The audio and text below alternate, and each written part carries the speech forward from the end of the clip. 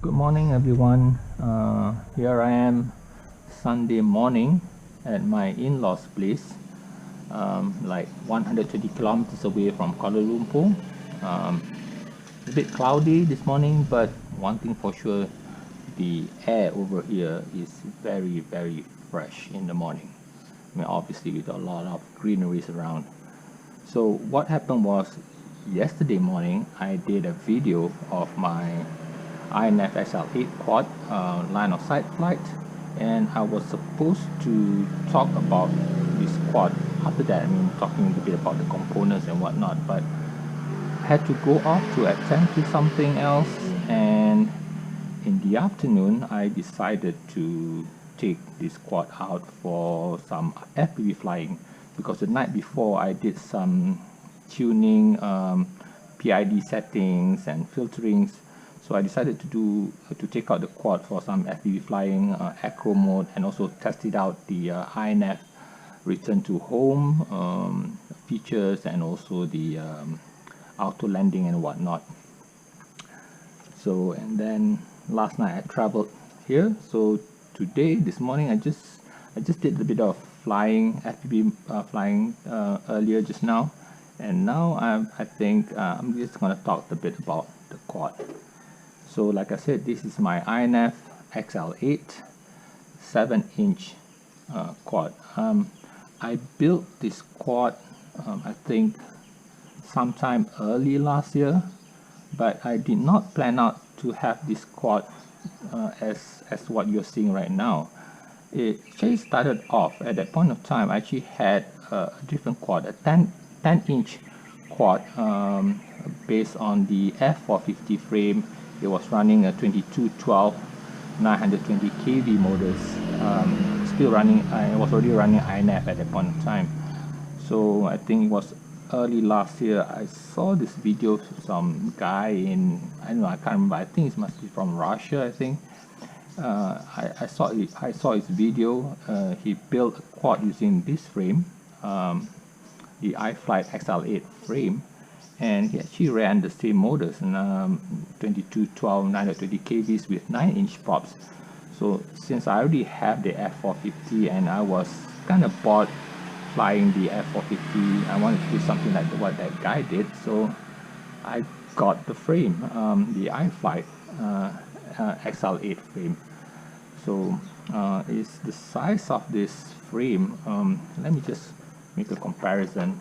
This is my Mobula 6 tiny whoop.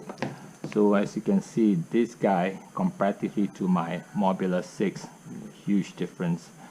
So motors to motors is about 360 millimeters, and one thing, I don't think this is an original iFlight frame, because I bought it from AliExpress for about $25. So I think it's probably a clone, because I don't think an iFlight frame should cost that cheap. I think it should be at least like maybe $40 or $50. So this is just like $25 for the whole frame. Okay, so one thing I like about the frame is very, very durable. I had many crashes before. In fact, I had one crash this morning. I was testing out the auto landing, and the quad decided to land on top of some of the small trees over there.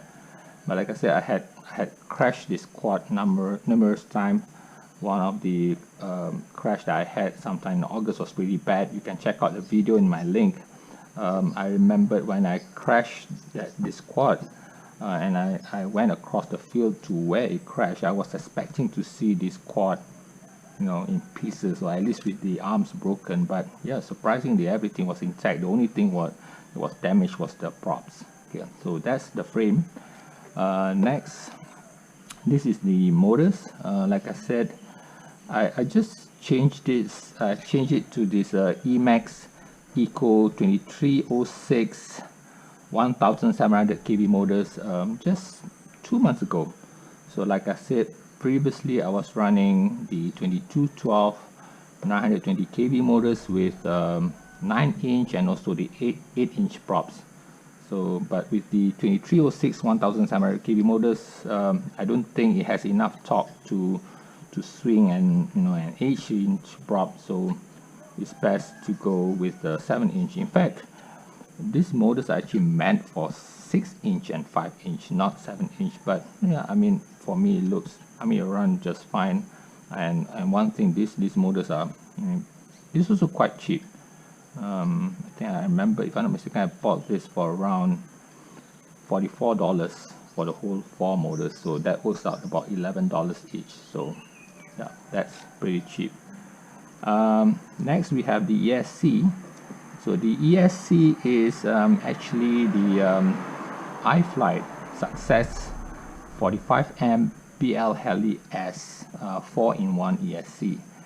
Now this component is quite new because previously I was running a 30 amp 4-in-1 ESCs, and when I was changing the motors from the 2212 to the 2306, I think I messed up some of the wiring probably at the ESCs, and when I plugged in the battery the first time there was a small explosion, was some small fire over here and smoke. So yeah, I fried the ESC and I had to buy a new one. So I went for the iFlight Success 45 amp BL Heli. So that's the ESC I'm using right now. For the flight controller, this is the Omnibus F4 V3. So I had this flight controller all the way when I first built the F450 quad, the 10-inch quad. So this, I would say, the oldest component that I have in this quad right now. I love this flight controller. It has a onboard barometer, so I need that for my INAV, altitude readings. It has this SD card slot for black box logging. Yeah, and the best thing about this flight controller is the price. I mean, besides the prop, this flight controller I think is the cheapest component that I have in this whole quad. I think I bought it for about 35 ringgit, so that works out to about $8. So can you imagine this flight controller which controls this whole quad operation? It only costs $8. Yeah, I like this flight controller so much that I bought another one, and I'm currently using the same flight controller for my modified Tyro 99 5-inch quad. Okay, so what's next? For the receiver, I'm using the Jumper R1 Plus. It has smart plot and telemetry. So later on probably I'll show you what kind of telemetry I can get on my TX16S transmitter. So that's the receiver. And for the video system, up front I have this Cadex Turbo Micro f2 camera, and currently it's being hooked up to this Ishin 5802 VTX. Now I'm actually having some problems. I'm supposed to replace this VTX. I actually got the Rush Ultimate VTX, but unfortunately for me, the thing came, and I believe it was defective, because when I plug it in, I couldn't get any video. So yeah, I'm sorting that one out with the seller. But like I said, this VTX was used to run just fine until like up to a couple of months ago. I remember I even have no issues getting video feed up about 1 kilometer away. But now I think I can just fly like maybe 200 or 300 meters away, just behind those trees, and I lose video feed. So that's, I think something's wrong with this VTX. So this got to be replaced. Yeah. So what else? Oh, okay. This is another I would say feature that I have special just for this particular quad, because the rest of my other quads, my 5-inch or my 2.5-inch, does not have this. So that's one of the key reasons why I'm running INAV, because what I have here is the U-Blox M8N GPS compass module. So basically this is the module that fits the GPS readings and also the compass reading for the heading. So I hook this up to the flight controller, and that's how I get location for the for the quad, and all the other features that INAV support that is dependent on the GPS, like position hold, features like return to home. And one of the things that I never really managed to test out on INAV is a navigation waypoint. So yeah, hopefully someday I'll get the chance to try that feature out. Before you guys, I think for those who are probably familiar with quad INAV, probably one thing that you will notice is that I mounted this GPS module like this. I think I'm very sure those who are familiar will say this is not how you're supposed to install the GPS compass module. I say this is not the correct. I wouldn't say I wouldn't use the word correct. It's not the recommended way. The recommended way to actually install a GPS compass module is actually to put it up on something like they actually have this special mounting, or like a stock, where when you mount this GPS module, it'll be further away from the body of the quad.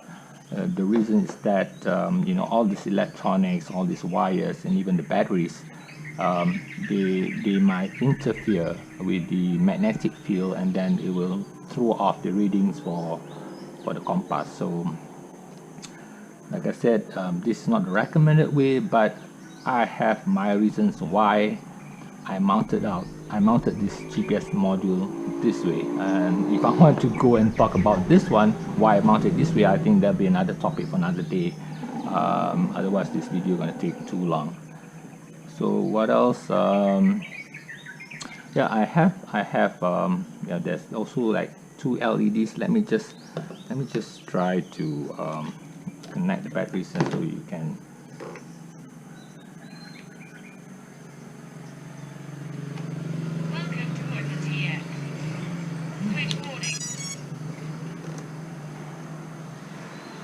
So as you can see, yep, so as you can see, I also have this nice 2 LEDs. This one is permanently, is red, and this one is actually configured for GPS. So if I get locked on the satellites, this LED will turn green. Okay, so and if I do a bit of nighttime flying, it looks pretty nice at night with the LEDs. Okay, I don't want to like accidentally arm the quad, and then let me just but anyway, come to think about it, I might as well show you.